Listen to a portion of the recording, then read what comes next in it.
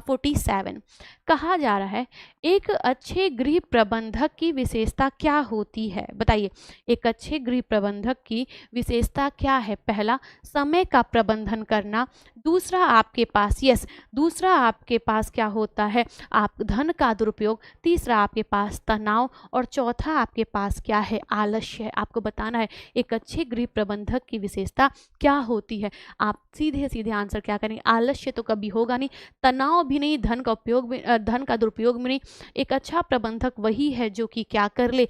जो कि समय को सही कर ले, उसी को क्या कहा जाता है? जो समय का सही प्रबंधन करे वही क्या है? एक अच्छा प्रबंधक कहलाता है। ठीक है, आगे चलिए क्वेश्चन नंबर 48 कहा क्या जा रहा है? नवजात शिशु को कब नहलाना चाहिए? When should a new born baby be bathed? मतलब बच्चे को नहलाना कब से शुरू करना चाहिए? पहला, जन्म के तुरंत बाद नहला देना चाहिए, या 6 महीने बाद नहलाना चाहिए, या फिर जो नाभि है नाभि के सूखने के बाद नहलाना चाहिए, या जब मन करे तब नहलाना चाहिए। आप आंसर क्या करेंगे? नवजात शिशु को कब नहलाना चाहिए? तो नाभि सूखने के बाद बच्चे को क्या करना चाहिए? नहलाना चाहिए। ठीक है, ओके, क्लियर होगी बात। क्वेश्चन नंबर आपका 48 का आंसर क्या हो जाएगा? आपका सी हो जाएगा। ठीक, आगे बढ़ते हैं नेक्स्ट क्वेश्चन। जी, question number question number 48 answer क्या हो गया? सी हो गया। आगे चलते हैं क्वेश्चन नंबर 49 कहा गया कपड़ों को स्टोर करते समय किस चीज का ध्यान रखना चाहिए? ठीक है, what should be kept in mind while storing cloth? आपके पास है क्या? सजावट। दूसरा सफाई और नमी। तीसरा है रंग। और लास्ट आपका क्या है? जी बिल्कुल, हाँ, यस। और लास्ट आपका है कपड़े का ब्रांड। आपको बताना है कपड़ों को स्टोर करते समय किन चीज़ों का ध्यान हमें रखना चाहिए। आप तुरंत क्या बताएंगे? जो हमारे कपड़े में मॉइस्चर है ना, वो हमारा ना रहे, और कपड़ा साफ करके ही रखना चाहिए। क्वेश्चन नंबर 59 का आंसर क्या हो जाएगा? हमारा बी हो जाएगा। ओके, आगे चलते हैं क्वेश्चन नंबर 50 कहा जा रहा है लिस्ट 1 से लिस्ट 2 में क्या करिए? मैच करिए। अति अभिरक्षण, इसके साथ दूसरा है अनुज्ञात्मकता, तीसरा है अस्वीकृति, और चौथा है स्वीकृति।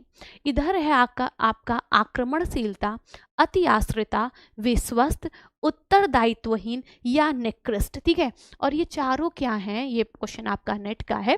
ये हैं क्या? तो हम लोग पढ़ते हैं ना पालन पोषण की विधियां, चाइल्ड रियरिंग स्टाइल।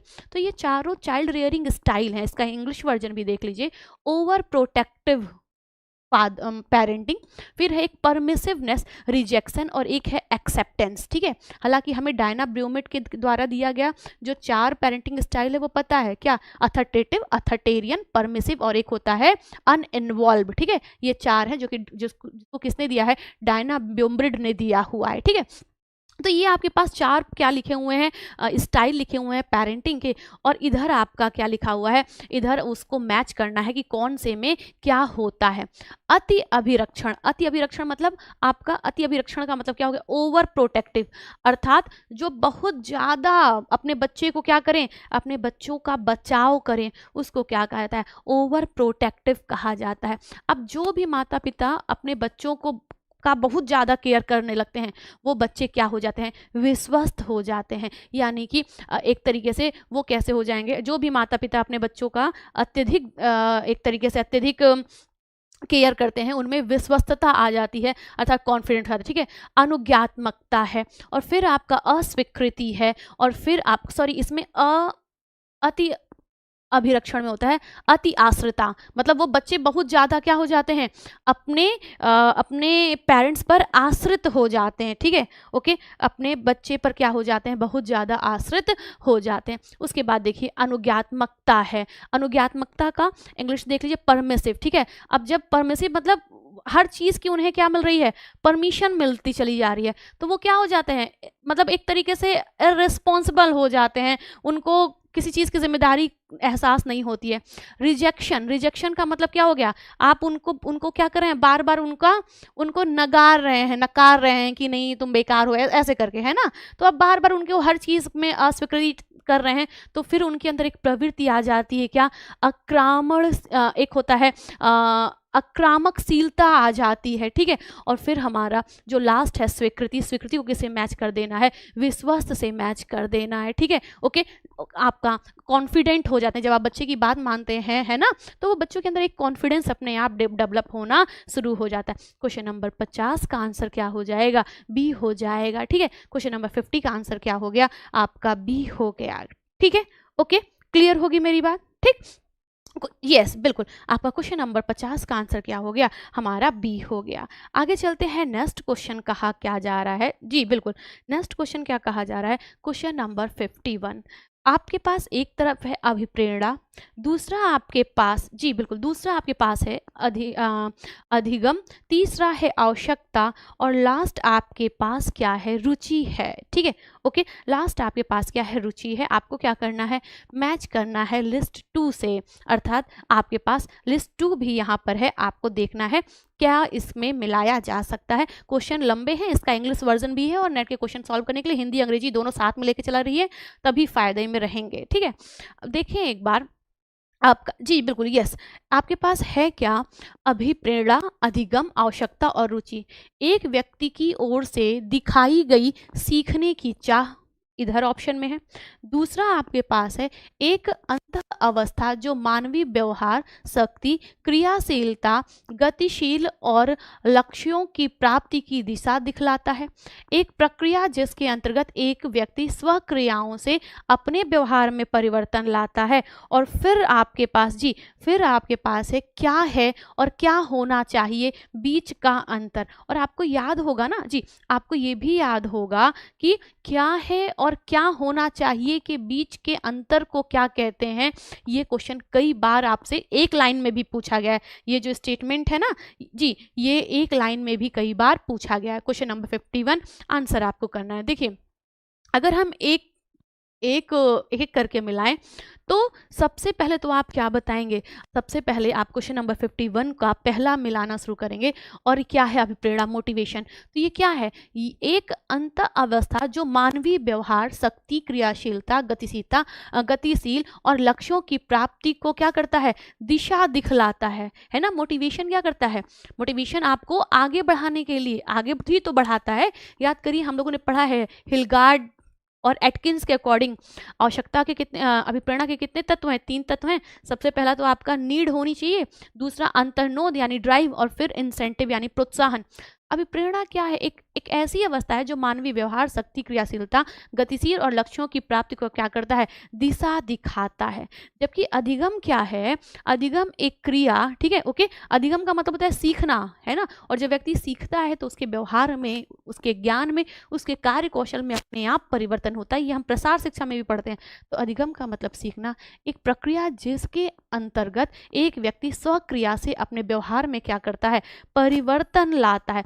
आवश्यकता, आवश्यकता क्या है और क्या होना चाहिए के बीच का अंतर ही क्या कहलाता है, आपका आवश्यकता कहलाता है। और लास्ट देखिए आपका क्या है, रुचि है। तो रुचि क्या है, एक व्यक्ति की ओर से दर्शाई गई सीखने की जो चाह है, उसी को क्या कहा जाता है, उसी को रुचि कहा जाता है। अर्थात क्वेश्चन नंबर 51 का आंसर क्या हो जाएगा, सी हो जाएगा। अभिप्रेरणा एक अंत अवस्था जो मानवीय व्यवहार, शक्ति, क्रियाशील, गतिशील और लक्ष्य की प्राप्ति को दिशा दिखाता है। दूसरा है अधिगम, अधिगम को हम लोगों ने किससे मैच किया, एक प्रक्रिया जिसके अंतर्गत एक व्यक्ति स्वक्रिया से अपने व्यवहार में क्या कर ले, परिवर्तन कर ले। तीसरा है आवश्यकता, आवश्यकता क्या है और क्या होना चाहिए के बीच का जो अंतर है, उसी को क्या कहा जाता है, आवश्यकता कहा जाता है। रुचि क्या है, तो रुचि हम लोगों ने पढ़ा है, वैसे भी याद करिए जब हम लोग प्रसार शिक्षा के चरण पढ़ते हैं तो भी हम पढ़ते हैं ना। तो रुचि क्या है, एक व्यक्ति की ओर से दर्शाई गई जो सीखने की चाह है, उसी को क्या कहा जाता है, रुचि कहा जाता है। क्वेश्चन नंबर 51 का आंसर क्या हो गया, सी हो गया, ठीक है। आगे चलिए नेक्स्ट क्वेश्चन, क्वेश्चन नंबर 52। कहा क्या जा रहा है, एक तरफ खाद्य पदार्थ है और दूसरी तरफ आपका मैच करना है कि कौन से खाद्य पदार्थ का जो रंग है वो किस पिगमेंट या रंग द्रव्य की वजह से है। गाजर, चुकंदर, आलू बुखारा, फूल गोभी और हरी गोभी, जिसको ब्रोकली कहा जाता है। ब्रोकली एक कैंसर रोधी, नेट में पूछा जाता है आपसे ब्रोकली क्या है तो आप बताते हैं एंटी कैंसर है। एंटी कैंसर मतलब कैंसर से बचाने में, या कोशिका कैंसर क्या है तो कोशिकाओं का अनियमित तरीके से विभाजित होना ही कैंसर बनता है। तो ये क्या करता है, सेल डिवीजन को रोकता है, वो सेल्स जो कि कैंसर कॉज होती हैं यानी कैंसर पैदा करती हैं। तो आपका हरी गोभी, ब्रोकली, फूल गोभी, आलू बुखारा, चुकंदर, गाजर है।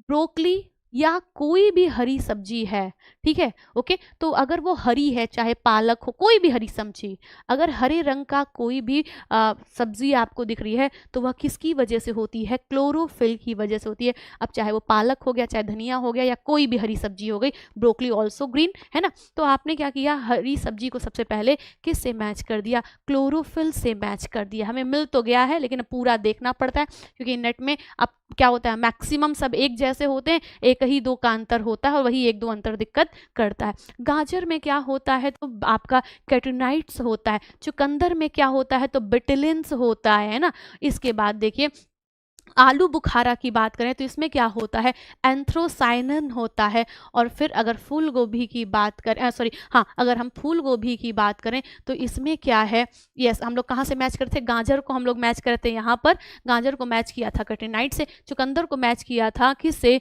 बिटिलिन से, आलू बुखारों को मैच किया था एंथ्रोसाइनिन से, फूल गोभी को किससे मैच करेंगे, एंथ्रोजेनेथिन से। और फिर हमारे पास क्या है, ये जो हरी गोभी अर्थात ब्रोकली है, आंसर क्या हो जाएगा, क्वेश्चन नंबर 52 का आंसर क्या हो जाएगा, यस, आपका 52 का आंसर क्या हो जाएगा, आपका डी हो जाएगा। ठीक है, क्वेश्चन नंबर 52 आंसर क्या हो गया, क्वेश्चन नंबर 52 का आंसर हमारे पास डी हो गया। क्लियर है, ओके, चलें आगे। यस, क्वेश्चन नंबर 52 का आंसर हो गया डी। आगे बढ़ते हैं, नेक्स्ट क्वेश्चन। कहा क्या जा रहा है कि पपीता, संतरा, खजूर और रागी है, और दूसरी तरफ आपके पास इन खाद्य पदार्थों में कौन से पोषक तत्व पाए जाते हैं, ये आपको बताना है। ठीक है, आप रागी कई बार हम लोगों ने पढ़ा है, रागी में क्या होता है, तो रागी कैल्शियम का बहुत अच्छा स्रोत है ना। तो रागी को हम लोग किससे मैच कर देते हैं, कैल्शियम से मैच कर देते हैं। पपीता है, ये खजूर है, और हम लोग क्या पढ़ते हैं, खजूर ब्राउन कलर का होता है, डेट्स जिसको कहा जाता है। तो अब चाहे खजूर हो, चाहे आपका चॉकलेट हो गया है ना, ब्राउनी हो गया, कोई भी ब्राउन कलर का, गुड़ हो गया है ना, कोई भी ब्राउन कलर का खाद्य पदार्थ है तो उसमें आयरन ज़्यादा पाया जाता है। खजूर है तो खजूर किसका स्रोत हो गया, तो यह लोहे का अच्छा स्रोत होता है। जबकि ये जो आपका संतरा है यह विटामिन सी का रिचर स्रोत होता है। और पपीता भाई पीले रंग का, पीला से नारंगी रंग का होगा, और पीले और नारंगी रंग के फल सब्जियों में क्या पाया, कैरोटीनॉइड्स पाया जाता है। तो और ये आपका कैरोटीनॉइड्स यानी बीटा कैरोटीन, और बीटा कैरोटीन का मतलब क्या हो गया, आपका विटामिन ए हो गया है ना। इसके साथ ही साथ देखिए आपके पास विटामिन B12 एक बचा हुआ है, हालांकि हमारा कोड मिल गया है, लेकिन विटामिन B12 की बात करें तो इन सब में से किसी में भी विटामिन B12 नहीं पाया जा सकता। इसका क्या कारण है, क्योंकि विटामिन B12 कैसे खाद्य पदार्थ में पाया जाता है, जो मांसाहारी खाद्य पदार्थ होते हैं उसी में क्या होता है, ये विटामिन B12 पाया जाता है, जिसको साइनोकोबैलमिन के नाम से जाना जाता है। और इसकी कमी से पर्नीशियस एनीमिया होता है।